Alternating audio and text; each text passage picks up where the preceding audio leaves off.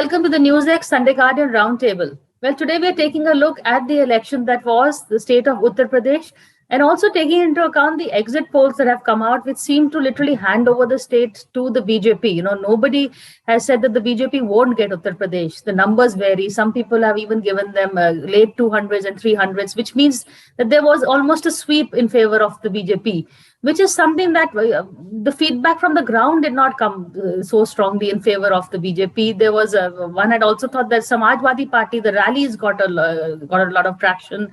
There was a lot of talk about jobs, development, complaints against the stray cattle, COVID, the farmers' anger. Where did all of that go? Do we believe the exit polls?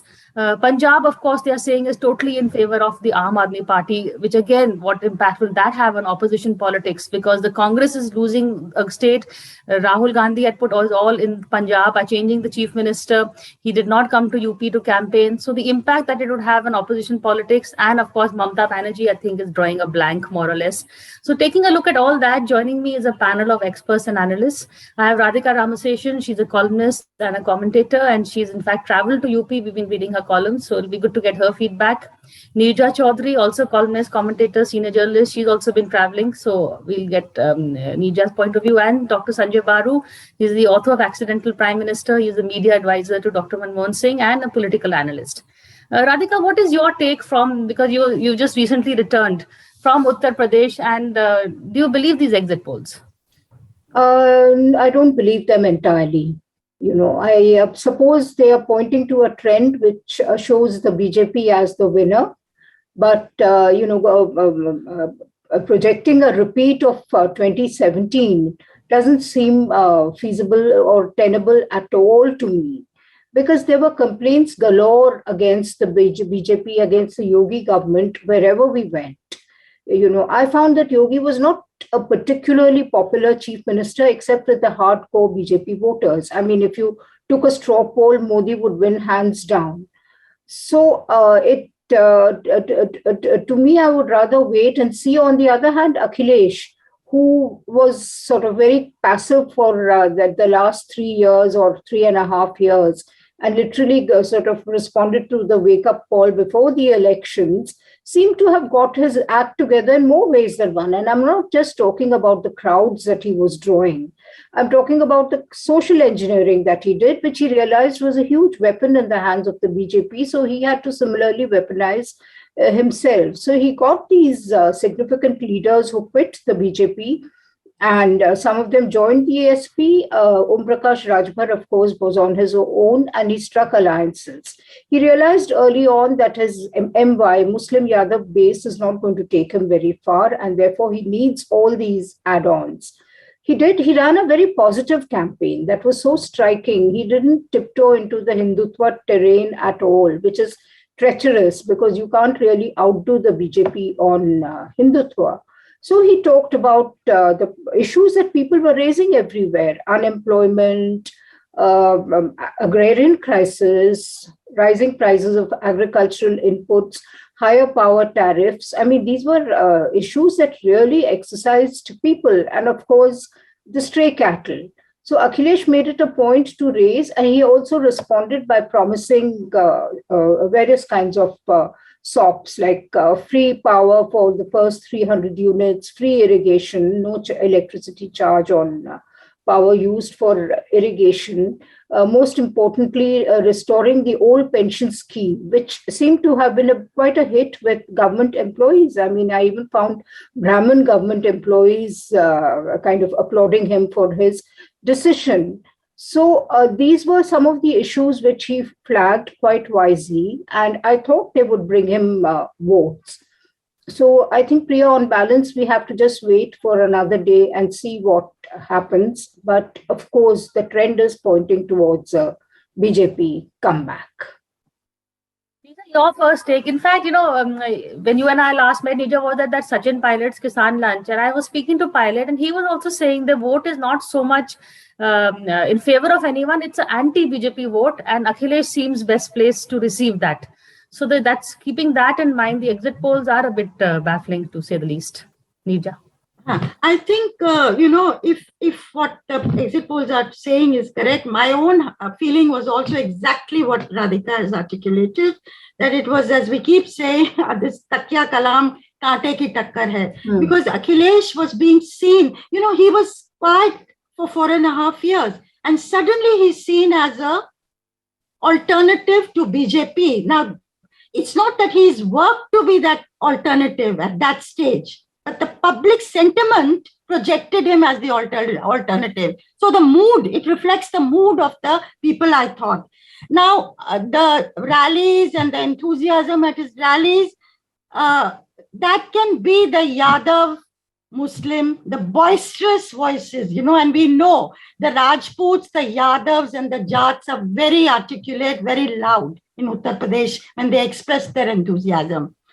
But if this comes out to be true, what the exit polls are saying, that it's going to be a complete convincing win for the BJP, that shows that the silent voter has prevailed.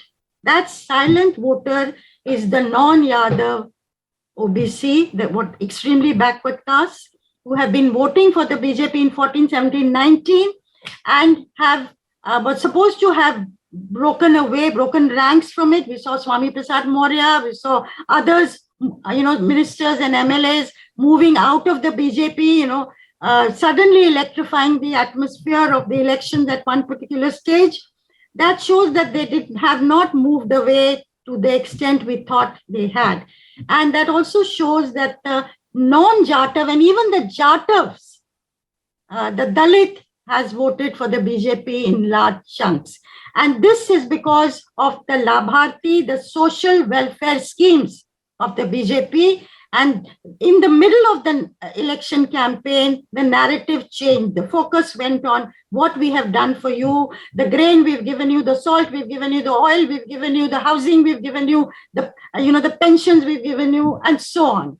And BJP workers went from home to home, pointing out, have you not received A, B, C, D, E? So I think that has worked. Law and order also has worked to an extent, because again, these communities felt that we are safe under Yogi. So I think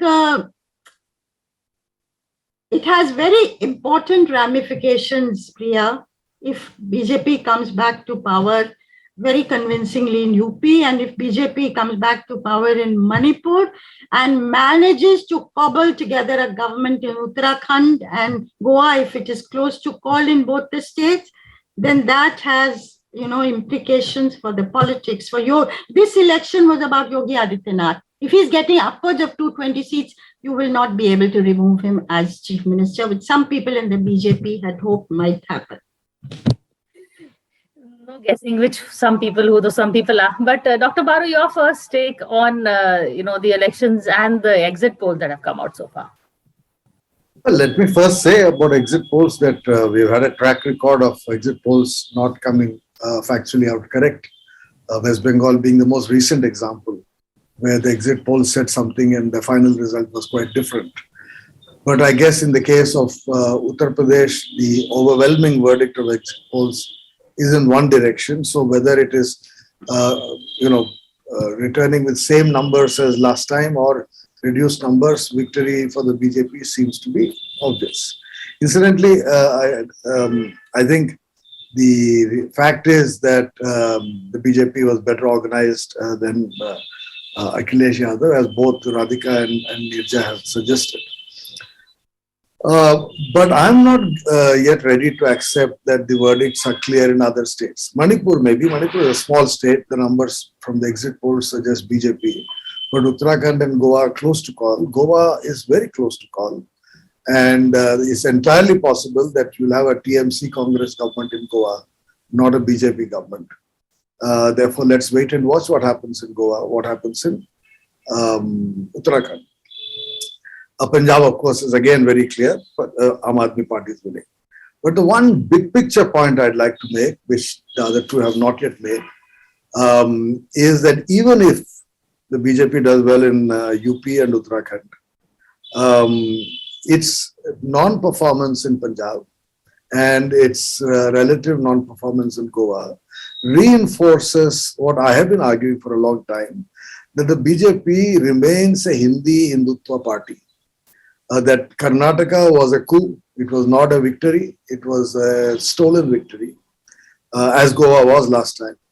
And if you look at the rest of the country, from Bengal to Orissa to Andhra to Telangana to Tamil Nadu to Kerala to Punjab to Goa, the non-Hindi states are not with the BJP. And I think for me, that's an interesting outcome of this particular election. We can talk about future trends, what it means for 2024 later. But immediately, I would say the BJP has reinforced its Hindi, ground, but not yet been able to convincingly establish itself as an all-India party. Actually, I totally agree with that point of view. But the Hindi ground again, Radhika, it's the impact on the opposition, really. Because we're seeing Kejriwal doing well in Punjab, Congress not doing well, apart from Uttarakhand, which again is a small state. One could argue that. Where did that leave the opposition politics? Oh, yeah. Okay. In the Hindi heartland, the only states that the Congress is ruling either on its own or as a very junior partner are Rajasthan and Jharkhand. Its Rajasthan government has not really been able to settle for no reason other than intra-party problems, which seem to have settled down a bit, but you never know when they're going to erupt. I mean, the subterranean conflict between Ashok Gehlot and Sachin Pilot, which often surfaces from time to time. Now, same with Jharkhand. The BJP is eyeing Jharkhand, I mean, they are not going to let go. And if they win Uttar Pradesh, I'm pretty sure that they will have their eyes set on destabilizing the Jharkhand government. So if you take the entire swath of the Hindi belt, right from, I'm not counting Punjab, but say Himachal, Rajasthan, maybe even Delhi again, I'm leaving out. Then you go to UP, Madhya Pradesh, Jharkhand and Bihar. The state of the opposition is quite pathetic. In the last Bihar elections, had Tejasvi come on the scene earlier, worked hard, diligently and consistently, there is a chance that the young man might even have formed a government. But as in the case of Akhilesh, he also slumbered for about 4 years, woke up, and then tried to get the act together. That somehow doesn't work. You have to be at it. As Neerja rightly pointed out, in several villages, I saw these pracharaks were appointed just to propagate the Labharti scheme among people. And they were going with lists to see who got the rations, who didn't, and if a person didn't get the benefit, then he or she should get his entitlement. So that was the kind of diligence with which they went about. You do not see this in the opposition at all. Okay, Akhilesh did a fair amount of social engineering, but that was about it. What was the great big idea that he brought on the table? Though, of course, his meetings created quite a flutter. They drew huge crowds and so on. That was possibly mobilized by their local leaders from the Yadav and Muslim communities. But if you look at the big picture, Akhilesh, I think there were a lot of things about Akhilesh's campaign which faltered. Maybe there are lessons to learn. Maybe like his father, who put the BJP government on notice when he was in the opposition in 1991, Akhilesh should be on it from day one. I mean, so there are flaws over there. So all in all, it doesn't presage too well for opposition politics. Congress completely missing in Uttar Pradesh. In Uttarakhand, yes, it might form a government, it might not form a government, but it is there. But that's a small state again. But, I mean, you're looking at big states like Madhya Pradesh and Rajasthan and Bihar.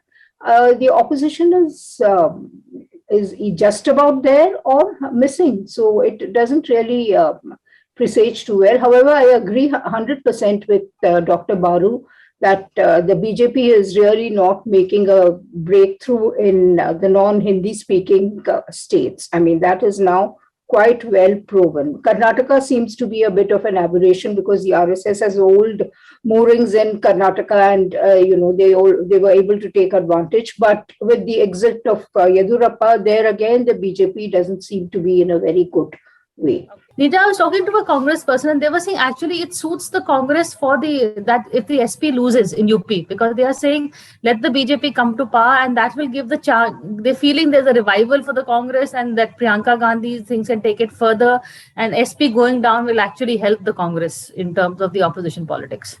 Priya, it's precisely because of this kind of sentiment that the Congress is where it is today. Poor solace to say, very good, Samajwadi Party is losing, and therefore a chance for us. I mean, I don't know what to say about it at all. Congress, 6-8 months ago, I don't know, Radhika will recall this, when we talked about it, there were 4 states where the Congress had a very good chance, fertile ground for it to strike and come to power. Manipur, Uttarakhand, Goa, Punjab to retain. I remember at that time people were saying, nobody was saying that it would be any other party but the Congress coming back to power when Captain Amrinder Singh was there. I don't want to go over what has happened with Sidhu being brought in. It is a mess to have allowed that state to slip out of your hands. Mr. Channi tried very hard. He was a good choice. But I think by then people were really fed up. And everybody you talk to in Punjab will say today that I won't be surprised if Aam Aadmi Party gets 90 to 100 seats, because everybody is saying, let us try them out. Let's give them a chance to see what they can deliver. And this model of, delivery that Arvind Kejriwal has held out, Bijli, Pani, school, hospital. And he's shown it in Delhi. So he's saying, try us out. And that messaging has been very successful. And let me say one more thing. If Aam Aadmi Party comes to power in Punjab, a mid-sized state like Punjab, after Little Delhi, then Arvind Kejriwal is going to be seen in a very different light overnight. You remember 2015 when the AAP had got 67 seats? And at that time, the party had this very ugly split. And the onrush of people in different states of India to join up, it was so idealistic that I don't know when all of you will remember this. Suddenly that onrush stopped. AAP became like any other party. I think if AAP comes back to power, you will see people joining Aam Aadmi Party in various states of India. And in the time to come, it will be a long haul. AAP will gain at the expense of the Congress. So, as I say, it will enable Arvind Kejriwal to sit at the high table of the opposition. It doesn't mean that he becomes the leader or anything like that. But it does point to the state of affairs in the Congress. The Congress today does not have the oomph. It doesn't have that killer instinct. It doesn't have the ability to work hard. It's become a flabby party. It's not a 24/7 party. I hate to say this. One is tired of Congress bashing, because without the revival of the Congress, the opposition cannot take on the BJP in 24 or subsequently. So it's in the interest of all of us that the Congress revives, and we all feel pained when election after election, the opportunity seems to slip out of its hands for whatever reason. I agree with you, Nija. In fact, Gujarat is next, and that is again a fertile ground for Kejriwal. If he wins Punjab, then he's going to be trying where Congress failed. But Dr. Baru, what about your favorite protege, Mamta Banerjee? A lot of self-goals there in Goa, it seems. So you're still saying she may be part of the Goa government. Well, first of all, let me say I'm not going to repeat what Nirja just said. I entirely agree with her. This has been my view for a long time about the Congress. In fact, let me also add that a very senior Congress leader who had traveled extensively around UP, told me last week after his travels that Congress was doing very badly and that the contest in UP was between BJP and Samajwadi Party. So he had actually written off his own party last week. So therefore, one is not surprised with the results. Now, I'll tell you, it's not about reviving the Congress. It's about reuniting the Congress. There is no future for the Indian National Congress, Sonia. The Sonia Congress, represented by Rahul Gandhi and Priyanka Gandhi. There is no future. And election after election has shown it. And if these elections don't teach them a lesson, nothing will. But there is still a future for the Indian National Congress reunited. And that is why I think in Goa, if in case Mamata Banerjee, TMC get 1 or 2 seats, if the Congress has the wisdom not to allow the BJP to once again steal the government as they did last time, if they can come together, unite together, concede that, unless all congressmen come together, there is no future for the Congress. None at all.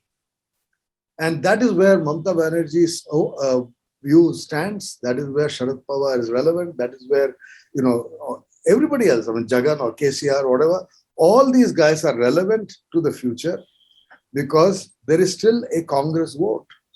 Unfortunately, that Congress vote is not willing to lend itself to Rahul Gandhi and Priyanka Gandhi. UP was a test for Priyanka. And let's wait and see at the final numbers. But if the final numbers are what the exit polls say, then she has failed. She has failed the test. I had said for a long, long time, in fact, not just now, for 15 years I've said that the only future in UP for the Congress is if Rahul earlier and Priyanka had put themselves up as chief ministerial candidates or alliance with Akhilesh and said we'll have Congress-Akhilesh alliance where Akhilesh is chief minister, Priyanka is deputy chief minister. Those are out-of-the-box strategies. And the Congress has not shown the capacity for out-of-the-box strategies. As Nirja has just said, Channi was one of those. But Channi didn't work because there were other, jack in the boxes like Sidhu, etc. coming out. And one negated the other and the Congress destroyed itself. So I do think the Congress has only a future if it reinvents itself, not revives itself. Uniting and bringing everybody back. But Radhika, just a quick thing at the BJP question. You said winner will be Yogi. But is there any benchmark that we can say if they just about cross 200, will they change Yogi? Or is Yogi safe whether they get 205 or whether they get 300?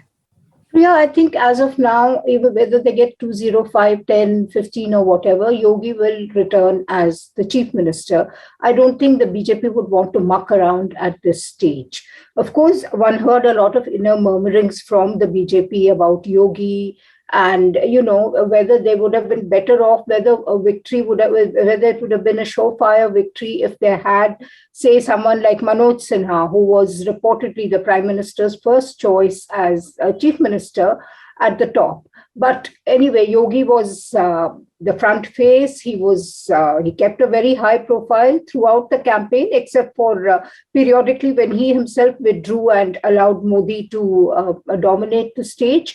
So it will be seen as Yogi's victory, willy-nilly, though there were a lot of negative factors going against him. But then his law and order and those bulldozers that he displayed unabashedly in his public meetings. I mean, they were supposed to symbolize a certain kind of tough as nails approach.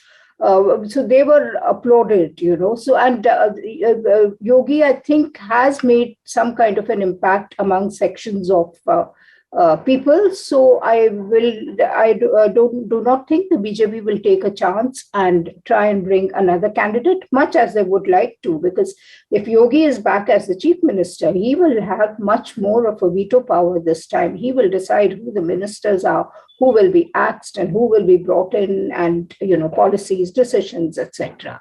So thanks. Neeta, quickly, how do you see Modi's role in campaigning? He totally missed Western UP. He camped in Prayagraj. How do you see his role in the UP elections? Look, obviously, if these kind of numbers have come, that shows that Modi brand still holds. Yogi brand also holds. In Western UP, the sentiment because of the farmers' agitation was much more against the central government than against him, even though he taken back the farm laws. In Eastern UP, the sentiment was against Yogi Adityanath. And of course, Varanasi, this is again a tried and tested method. in every election in UP, the final phase is, Eastern UP and Varanasi, and the Prime Minister comes in at the last moment. Of course, this time he camped there for 3 long days, even having meetings with the booth level workers. But the road show, the pitch, garlanding Madan Mohan Malviya's statue, all this we've seen from 2014 onwards in every election, and it seems to work. So I think if the tally had gone below 200 in Uttar Pradesh, I would have said certainly Yogi Adityanath could be changed, and Modi brand has taken a beating. But if it stays above 220 in the with COVID and joblessness and economic distress, if they're still holding onto their ground, that means they're still managed. Again, I put it, they have a fantastic machinery, and machinery does count in elections today, and they have this spirit which other parties have to. You can disagree with them, they fight till the very end, they don't give up. And Dr. Your take, sorry Neeraj, quickly I have to wrap it up. Doctor, your take on the Modi Yogi campaign. Double engine, as it was called. Double engine, bilkul. MY. It seems to have worked, but frankly, looking ahead, I'm not sure whether Yogi's convincing victory in UP is something that will make Delhi feel secure, Delhi leadership feel secure. In politics, there is a hard law of leadership. If you go back in history from Nehru onwards, no prime minister has allowed a strong contender to emerge at the state level who could challenge him in the center. Even a weak prime minister like Narasimha Rao ejected Sharad Pawar out in 93 out of Delhi and sent him off as chief minister in Maharashtra. No prime minister in Delhi has tolerated a very powerful chief minister, except during UPA when Manmohan Singh had to accept that Rajshekar Reddy was the virtual number 2 in the party. But that was a coalition. So I cannot imagine that Narendra Modi can continue as a powerful prime minister with a revitalized Yogi Adityanath in UP. Something will have to give. Watch this space, and that's a good topic for our other discussion to follow up if the numbers stand as they are. But thank you all for this discussion, and we await March 10th, and we'll have you all back soon. Thank you.